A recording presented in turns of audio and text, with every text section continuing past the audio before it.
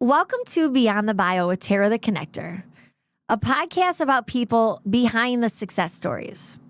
I'm Terra Chody, entrepreneur, host, and passionate connector, and I believe that behind every achievement, there's a journey filled with lessons, courage, and connection.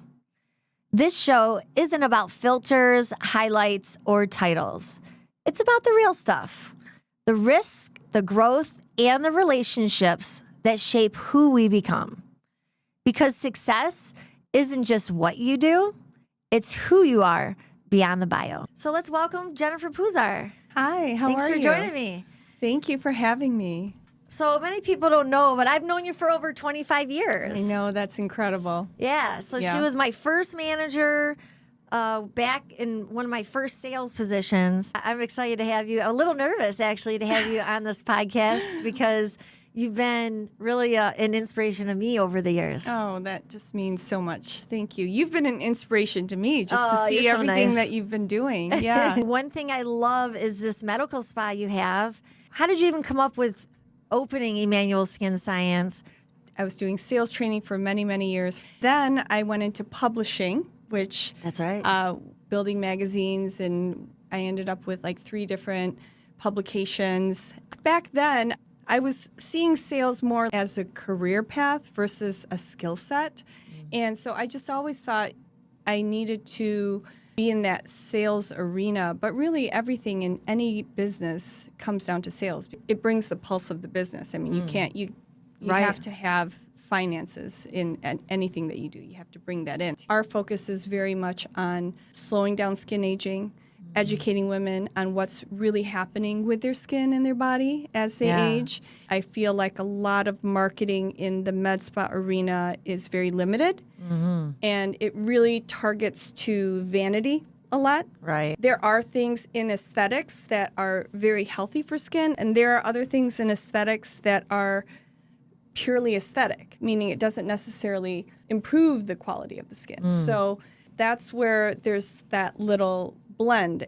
We as a culture are very much focused on quick fixes. Let's go from A to D like really fast in one treatment. So I try to educate people so that they understand that it's a lifestyle choice, just like if you decide that you want to start investing in your health and start exercising, you know that it's not a one-shot deal. It's not like you join a boot camp and then all of a sudden you're good for 5 years, Right.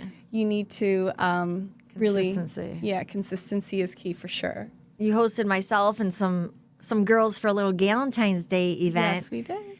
The women that were in the room, they just learned so much from you. Where that really stemmed from is I do a lot of the consultations when people come in.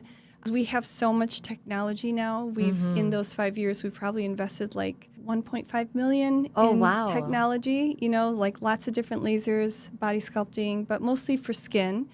And I really wish there was just one treatment that could do everything, but that's just not the case because skin is in layers. It's been really nice because when we first started out and we just had like one device, people would come in with an issue and what could you really sell but that one treatment, right? We would see the gaps in our business and saying, okay, this is what people need. So we started to just systematically bring that technology on. And so it's been really fun to do these consultations where women come in and I just listen to what their history is. What I find is sometimes they feel like they did something wrong. Like they're like, oh, I grew up in an era where I didn't know how to do this and I didn't know how to do that, or nobody ever taught me this, and which I get, but lots of the things that they're experiencing, we're all experiencing. You could be doing all the right things. You could have all of, the perfect diet and working out and taking all your vitamins, and you're still going to experience the same aging process, right? So some people more than others, some people faster than others. Women, once we hit menopause, we lose 30% of our collagen in the first 5 years. That is a lot of women that we see. They're starting to see either the beginning of it or they're in the middle of it, or they just went through it.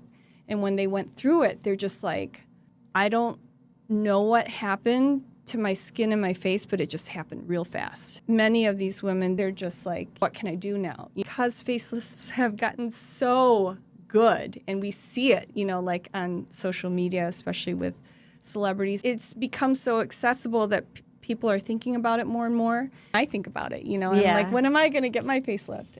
In the end, facelifts don't really improve the quality of the skin. So I always have to let people know it's not just about the appearance, but the health of the tissues. When women understand that, we like to be healthy. We like to do things that we know is good for us, right? And many times, because we are women that have families and children and careers and all of these things, we put ourselves last. And many women have said that. They're just like, I just raised my babies and now they're off and now it's just me. And I'm like, I never took care of myself, Right. Sometimes they come in a little bit feeling guilty about spending money on themselves. Do I really need to get rid of these brown spots? Do I really need to look younger? Like that's kind of like this guilt thing, because we've got all these other things that we need to focus on. And when you really educate women about the health of the skin and what's really happening in skin, basically it's breaking down because we're not producing new collagen fast enough. Yeah. When we educate women in that sense, from that standpoint, something clicks and they realize it's not just because of vanity that they're doing this. Like the things that they want to do, the appearance, why it looks better is because it's healthy, And so I find that it's helpful to them. It's helpful to them in choosing what they want to do. And it's a win-win. I was just going to comment how great your team is. Oh, thank you. And you've always had great teams. From 25 years ago, you always surrounded yourself and really had an eye for talent and good people to join forces with you. Yeah.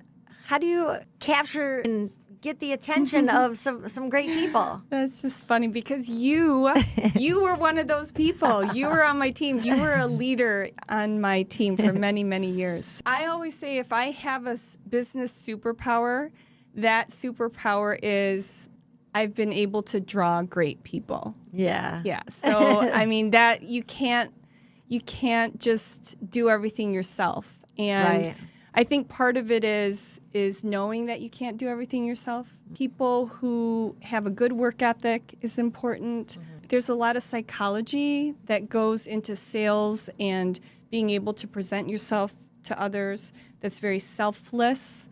A lot of times people think sales is something that you do to someone, but when you have a product or a service that can build value or help somebody, it's really being able to convey that information so they can see how you can help them. So Right.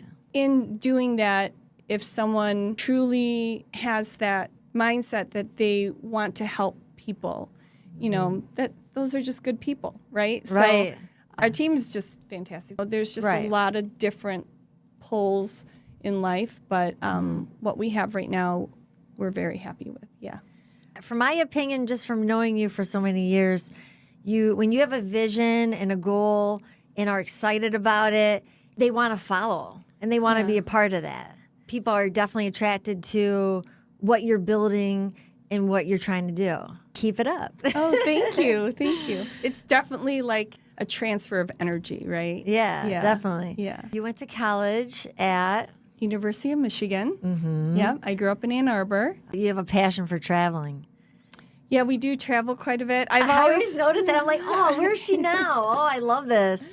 So I love following you on social media and seeing all the new places you go to every year. I was born in Korea. I was born in South Korea, and we came when I was 7 months old. And then from as early as I can remember, it's always been America. But I always knew that there was a whole new world outside of just the United States because of all of the cultural background of my parents and my family and all of those things. I took French in high school. They had a French club and that we would go to Paris, and I stayed with a French family, and all of that stuff happened. And then I went backpacking around Europe back when I was in college. Yeah, just always been traveling, speak a little bit of Italian, speak a little bit of French, speak a little bit of Korean. So, yeah, I just love it. What else do you enjoy doing besides traveling and working? Nothing. That's okay. Sleeping. I'm so tired. I'm so tired. I'm going through menopause. When I went to U of M, I actually got 2 degrees. I was an art history major, and I also got a fine arts degree in painting and sculpture. Oh, So nice. very aesthetically inclined, I guess. I think there's just a part of me that's just loves creativity, loves creating things that don't exist yet, kind of visualizing and dreaming of things. As I was approaching 50, I was thinking to myself, okay, is this like the end of my career? Am I supposed to be retiring soon, or is this just the beginning? And I remember seeing a quote that said, Martha Stewart, she didn't start building her empire until she was 50. Oh. And I just thought to myself, like, wow, there's just so much that can happen in a couple years. What would be my ideal version of myself in the next 2 years, 3 years, 5 years from now? I just kind of sat with that. Because there's so many things that we get distracted with, and I thought, where would I like to see my life, and what would I like to see myself doing, and just like visualizing that person. Mm-hmm. And one of the things that it did was it brought me back to my favorite gym. There you go. I went back to working out on a regular basis, something that I was really just kind of setting aside and just saying I was too busy for. Reevaluating and thinking about where you want to be, and just really sitting with that and visualizing that, and then, praying about the things that you're not sure about, and just really letting go and letting God kind of light that path for you. Yeah. That's really important to me. Well, I do love all the stuff you're doing on social media. It's just very authentic. The one time you did something to your back and you're still recording with the camera up. Yeah. And just sharing stories, teaching people. It's really amazing that social media exists the way that it does today. It could be bad, it could be good, but there's definitely a reach that we didn't have back in the day. Back when I started doing marketing, I was placing ads in all the local newspapers. I was spending tens of thousands of dollars to send mailers out. Now we can just put a clip up, on the phone, even when your back's out, right? So I just remember I was laying there, I was like, oh my gosh, I feel like I'm getting nothing done today. And I just started, just dumping my mind on my phone. Yeah, I don't do any scripts. I tried to follow scripts before. I found that to be more time consuming. So I do more like a train of thought, just talking about the things that I find myself talking about in person over and over, because if a lot of people are asking the same questions, I figure there is an educational gap there. Yeah. So I address that. And a lot of it was on Instagram, and then I was like, oh yeah, I forgot Facebook is there, so let's do it on Facebook too. But recently I started posting the things on TikTok, and that's been insane. I had this TikTok that no one was looking at, no one was watching, and I had 200 followers 12 days ago, and I just started posting, and people have been really responding to it. I'm actually very surprised at how interactive people are on TikTok. Yeah. Yeah. Well, it's a whole new adventure for you. Yeah. People are kind of quiet on Instagram. They just kind of do likes, but people are really interactive on TikTok. So I try to interact back and answer a lot of the questions, and it's been really eye-opening. Yeah. Okay, so you're on TikTok, Facebook, Instagram. Yeah, I do have X, but I forget that it's all there. And I've tried to work with marketing companies that they say, we'll take your content, we'll put it up on all of those things. I'm on LinkedIn.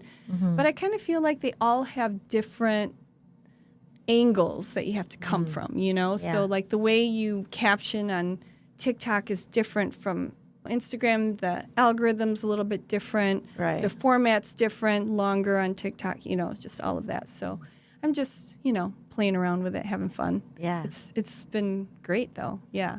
If you are a business and you are on social media, your bio has to be tight. They need to know, because there's so many, and I said this in one of my stories, there's so many great accounts that I've found on Instagram where I'm like, oh, they're talented. I wonder where they're located. And I go on their bio and I have no idea where they are. I can't, there's no city, there's no state. They'll just say like, book with me and a link. And then sometimes I'll click the link and I'm like, I don't even know if they're in the United States. Are they in Canada?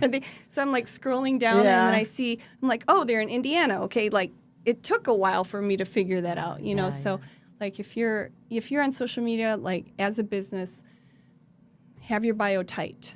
Yeah. You can find me as jen.skinscience.girl. Okay. Yes. On Instagram, TikTok, yeah. Anything up and coming that you want to promote? There's a lot of excitement on Zerf, which is, we're one of the first, not the first, but we're one of the few that have it here in Michigan. It is a technology from Korea, and it's for skin tightening. But really what it is dermal rejuvenation. It became really popular because celebrities like Kim Kardashian, got on there saying it was her favorite treatment and all of that. Okay. But we don't take it very lightly. It's an energy treatment. It's not a plug and play. The culture here in American aesthetics is, okay, I have a problem, let's fix it. If I'm going to spend a lot of money, it needs to be fixed, like 100%. And really, when it comes to energy treatments, it's about consistency. It takes like 3 to 6 months to really rebuild dermal tissue. So when people understand that it's this commitment to keeping that dermis healthy is just consistency. It's not a whole lot of treatments. It's just doing it on a regular basis. That in the long run, you just age in a very different way, So I just did my Zerf yesterday, my second Zerf. Oh, yeah. You look amazing. Thank you. You noticed it. I noticed it right away, yes. Yeah. And I definitely see more definition in your chin and up. You can You look tell. great. I can definitely tell. Thank you. So I'm impressed. Yeah, we really are excited about the technology. That's what's made the shift in TikTok. I've been trying to offer as much education as I can about it because the way it's really marketed a lot is like, you don't need a facelift, get skin tightening. And I don't find that to be that helpful because, again, it's about the health and quality of the skin. The benefit is you see the tightening, you see these things. But it's probably safer than an actual facelift, isn't it? Whatever treatment you're doing, it's determined by the provider, like how well those results work, what is the objective. It's not always more energy means better result. It has to be done safely. If you don't go to the right place. It's the case in any industry. If you were to go look for the cheapest haircut, you could end up with a haircut that you don't like. I'm always a little surprised that people will call, and I understand people just want to get the best value, but it's almost like they're taking for granted that they just assume that everything's going to be the same. It's not an apples to apples thing. Yeah, it's not equal everywhere. Yes. I always say, ask questions. Right. Meet them in the spa. Meet them at their place. Ask the questions. See how they answer the questions and see how you feel comfortable about that. Right. Versus just saying, like, how much do you charge for this? Okay, how much do you charge? And they're true. calling around. They wanna get to the best possible price. And what are you going to end up with? Yeah, you don't know the quality of the equipment they have and the lasers they have. But even if it's the same device, like if you're looking for the lowest price, what are you getting? Yeah. So who are you getting? What are you getting? There's so many factors. Yeah. You're putting your faith in someone who's really dealing with some powerful machines. Right. It's important to meet the people that you're going to be working with and just see how comfortable you feel working with them and what kind of answers they can provide for you with your concerns. Any final words? No. This was so fun. Well, thanks for being on. And again, this episode is sponsored by Michigan Real Producers. Have a good one. Thank you so much for spending this time with us on Beyond the Bio. If today's conversation resonated with you, be sure to subscribe so you don't miss future episodes. You can watch the full episode on YouTube or listen wherever you get your podcasts, including Spotify and Apple Music. And if you want more behind-the-scenes content, clips, and updates, be sure to follow us on social media. You can also learn more, connect with me, and explore everything we're building at terratheconnector.com. Thanks again for being here. And remember, success isn't just what you do, it's who you are beyond the bio.